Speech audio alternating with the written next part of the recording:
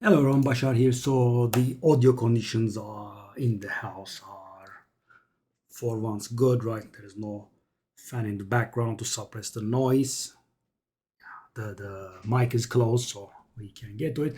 So you might have been noticing that I am doing a lot of relatively simple videos. As I was saying in my previous videos, I just want to go over kind of everything in the game except for the very trivial stuff. You could argue that I also been doing very trivial stuff. Yeah, uh, I wouldn't be able to object very hard, but I just want to do everything. This is not as trivial as that, but it's also nothing complicated. As you can see, guys, I am going to talk about monster power, and by extension, I will say a few words about glory. Uh, Glory is based on monster power. So, guys, if you have ever taken a look at this, I'm guessing most people would. You would just take a look at this and then you would assume this. This is not the case, right? There is a bit of a modification in here. If we read over it, it says, so guys, this is the multiplicative modifier for the monster's quality, right? But we have a base coefficient that is based on how dangerous the monster is, right? How much damage they do, how much HP they have, because you might have noticed some normal monsters being really dangerous, right? For example, the corpse exploding necromancers in Mastodon Badlands, and of course, in maps, the big mastodons, right? The again same zone, the guys with the shield, the spear throwing hyena humanoids. They are, for example, if you also imagine at the beginning of Act Two, there are small bugs around, right? There is a very large difference between those normal monsters and uh, the dangerous ones and the small bugs, right? So based on that. The monsters have some sort of coefficient, right? And if they are very small and not very threatening, the small bugs around, right, the small skeletal constructs, that kind of thing, can have a multiplier of 0.5, and it can go even lower sometimes, apparently. And yeah, so those small bugs might have even lower. And then normal monsters, right? So, for example, the guys that wander about, humanoid size, they have one, and stronger ones can have two or even up to three, right? The monsters I mentioned can go there, right? So we are talking about normal monsters, right? I'm not even into magics and rares yet. So we are just talking about normal monsters. So guys, you get the coefficient here, right?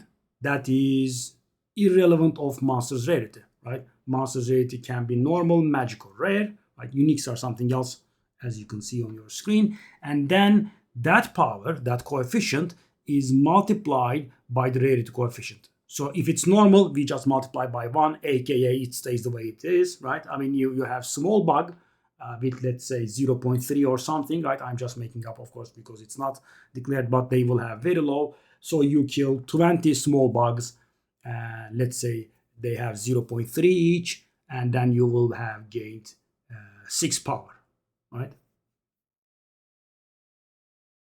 And for magics, that goes up to 2, the multiplier. So whatever the number is, you just multiply it by 2. So for example, you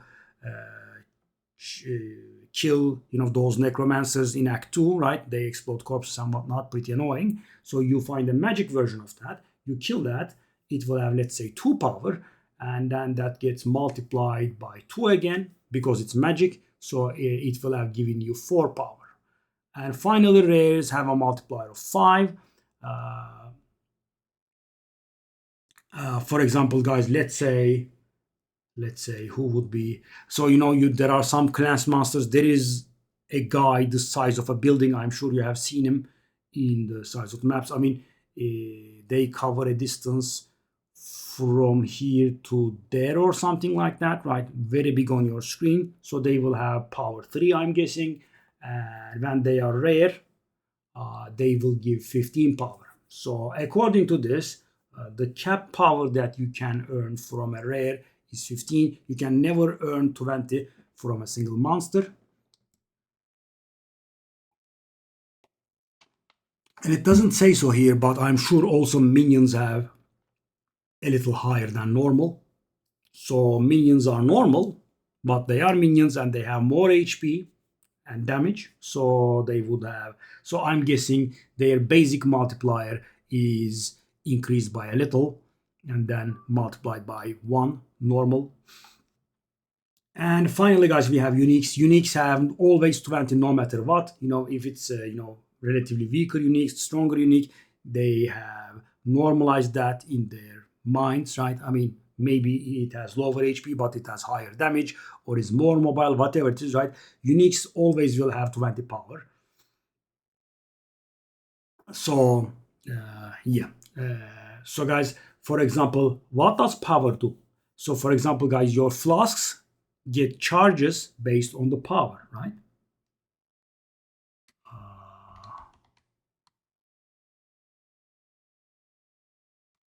Yeah, is there an explanation? No. But so, for example, guys, let's say you kill a group of monsters, right, with 1 power, right, a group of 5, and you kill them, right, which means you will be gaining monster modifier is 1, normal multiplier is 1, and you have killed 5 monsters, so 1 times 1 times 5, right, you will have gained 5 power, and therefore your flasks and your charms will gain 5 charges. And of course, that is going to get modified by the amount of multipliers you have. So, for example, I am gaining 47% increased charges, for example, with this flask. So, what the end result will be is 1 times 1 times 5 times 1.47, right? That's how we apply a 47% bonus. So, that will be 7 point something and will be rounded down to 7. Keep in mind that you also have to account for, if you have the Act 2 bonus for charms, right? That you also have to calculate that. So that's how it's important. And guys, by extension, glory is also reliant on power. So how do you build glory? There are only 2 skills in the game, I think, that use glory, and they only are able to be activated when you build max glory. So it's actually a 0-1 thing. If you have 20 glory, that is cap, you can then use Hammer of the Gods, or I believe the other was called Spear of Solaris. And if you don't, you just can't. And the amount of power, the amount of glory that you gain is based on heavy stunning enemies. So let's put the thing on. So for example, guys, if you stun average monster in rare form, right? So an average monster, right? Humanoid guy, not very challenging, not too trivial, right? And average monster power of 1, right? Rarity multiplier, rare 5, and then you heavy stun that guy, and that means you have built up 5 glory, right? And you can have a total of 20 glory. Sadly, you cannot save up like 40 and use Hammer of the Gods or Spear of Solaris twice in a row. You can only have as much as that's required to use the skill once. That's it. And if you haven't gained glory in the past 30 seconds, you lose 2 glory per second. So you can't also sit on it. So for example, guys, you want to start the boss fight with the Hammer of the Gods or Spear of Solaris, and you have your glory. You have to go and engage the boss relatively quickly, right? You kill the last group of rares with heavy stun, right? You build your glory, you have full glory, you go to the boss immediately, right?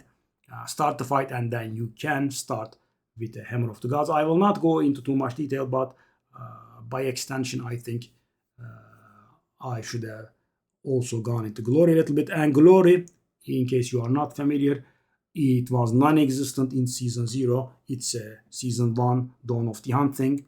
Before that, it was working a little bit different. It did that skill, right? A Hammer of the Gods. So that's about it for power, guys. And why is it relevant? Because it dictates the number of charges you gain for your flasks and for your charms. Some war cries can also depend on it. That's also important, right?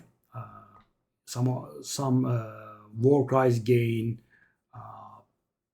power as well, or some war cries check the amount of power that meets their condition, whatever, right? So that's the concept of monster power, guys. And yeah, I will keep these simple concept videos coming, and of course if we have some more important videos they will take precedence. But yeah, and I will see you in the next one. Bye bye.